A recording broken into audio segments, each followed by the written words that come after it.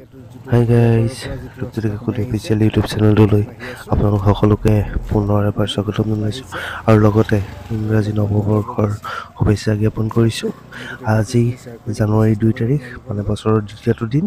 আমি আজি দিচাংমুখলৈ বুলি ওলাই আহিছোঁ আৰু ভাইটিকেইটা আপোনাৰ লগত তাকে দিচাংমুখৰ গোটেই পৰিৱেশটো আপোনালোকৰ লগত শ্বেয়াৰ কৰিব বিচাৰিছোঁ। বলক আমি ভিডিঅ'টো মানুহ আগবাঢ়ি গৈ থাকোঁ আৰু দিচাংমুখতনো কি দেখা পাওঁ আৰু ক'তনো চেল্ফি পইণ্ট খুলিছে গোটেইখিনি আপোনালোকক সম্পূৰ্ণভাৱে দেখাবলৈ চেষ্টা কৰিম। বলক।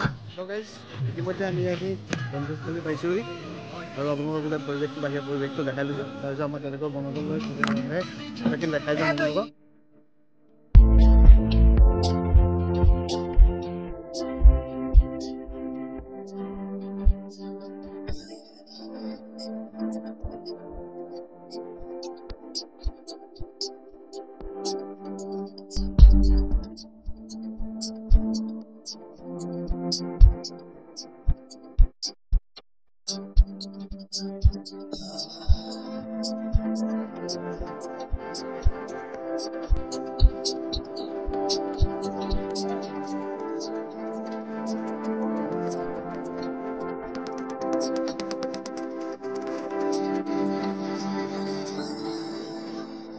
এতিয়া আমি চেল্ফি পইণ্টৰ ফালে আগবাঢ়ি গৈ থাকোঁ। বলক ক'তনো চেল্ফি পইণ্ট খুলিছে মই দিচাংলৈ এবাৰ দেখাই লৈছোঁ।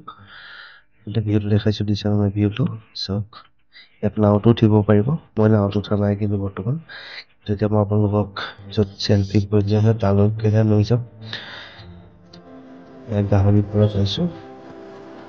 মই একচুৱেলি গাহৰি প্ৰিয় আৰু সেইকাৰণে গাহৰি ষ্টিকডাল নল'লোঁ। গাহৰি ষ্টিকটো খাই লওক।